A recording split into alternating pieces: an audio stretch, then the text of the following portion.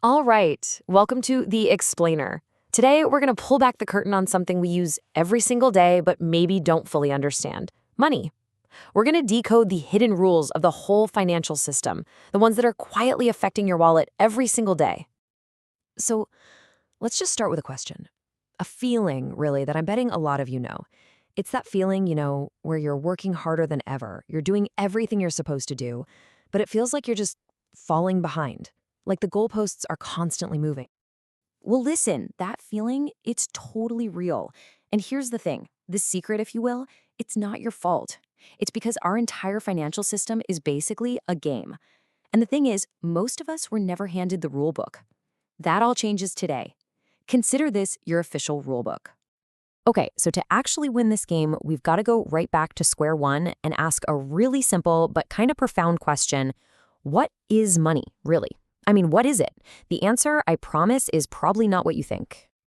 Way back, before we had money, we had barter. You have a chicken, I've got a pig, let's trade. Sounds simple, right? Not so much. What if I don't want your chicken? The whole system gets really clunky fast. So, to solve this, we came up with this brilliant new technology, an intermediary for value. We invented money. In the beginning, money was usually something you could just find lying around in nature. Think about it. If you live by the coast, seashells were a pretty good option. They were easy to carry, they lasted a while, but this created a huge new problem, a problem we're still dealing with today. And that problem, you guessed it, is inflation.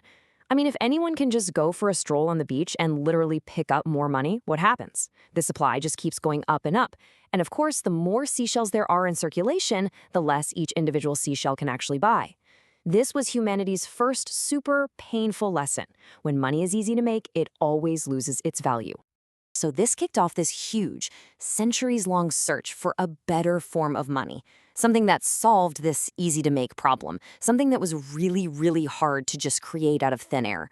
And for a long time, we actually found a pretty solid answer. And that answer was gold. For something like 5,000 years, gold was basically the ultimate money.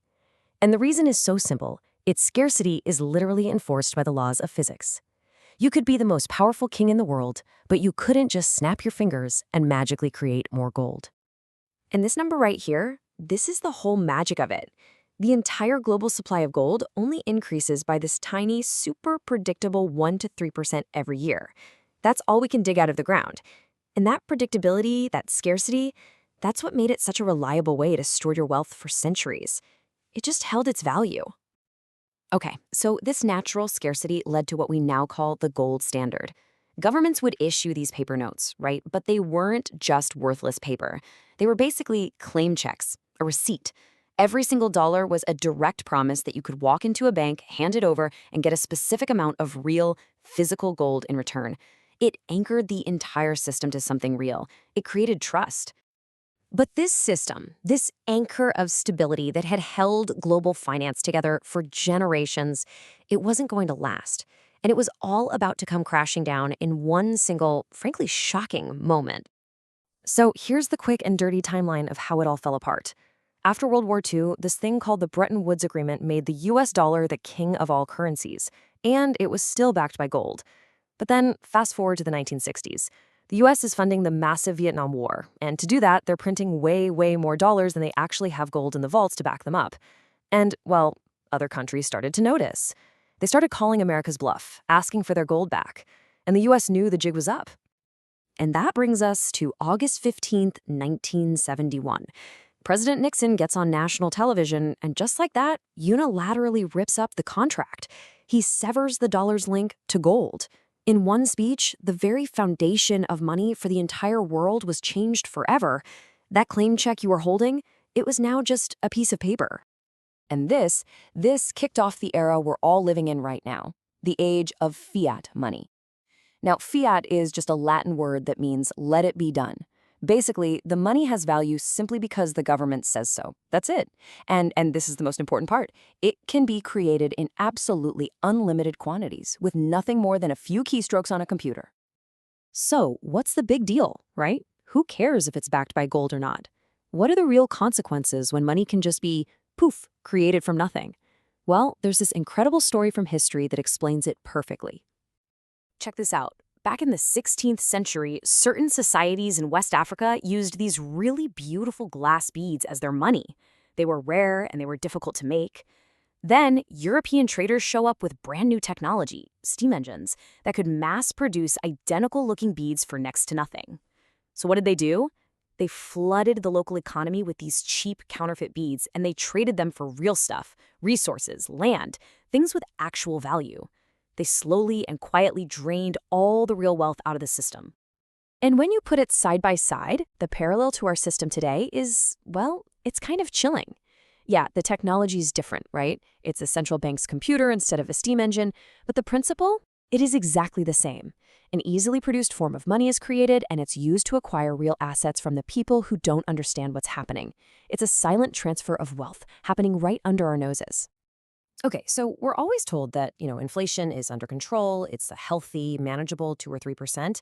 But look at this chart. That official number they give us, the CPI, it's based on this basket of goods that, well, it changes all the time. But the real inflation, the true devaluation of your money, is the rate at which the money supply itself is growing. And as you can see, that number is often way, way higher. What this means is your savings, the money you've worked so hard for, is losing its buying power much faster than you're being told. So here's the bottom line. You're in this game whether you want to be or not, and the rules are absolutely stacked against anyone who just tries to save money. But here's the good news. Once you understand the rules, you can completely change your strategy. You can actually win. And this, right here, this is probably the most important way to think about it. Picture the whole system like a giant swimming pool. And the water level, that's the money supply, is always rising. Now, holding your savings in cash, that's like treading water. Sure, you can do it for a little while, but eventually you're going to get tired and you're going to sink.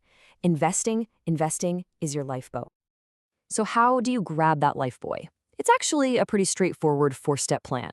Number 1, build that emergency fund. You absolutely need about 3 months of your living expenses in cash. That's your immediate safety net. Second, get insured. Protect yourself from those giant catastrophic curveballs life can throw at you because they can wipe you out. Third, and this is the big one, you have to consistently turn your savings into hard assets, things that can't just be printed into existence. We're talking about things like stocks in good companies, or even physical assets like gold. And finally, number 4, you hold on for the long term. This isn't about getting rich quick. It's about letting the power of compounding do the heavy lifting for you. And the difference this strategy makes over time, it's not small. It is absolutely staggering. Just look at this example. So you put away $100 a month for 30 years. If you left it in cash, you'd have 36 grand, which, by the way, would be worth way less because of inflation. But if you invested it and just got an average market return, you'd be looking at over $113,000. That's the difference between sinking and riding the wave. And that really brings us to the ultimate number 1 rule of this whole game.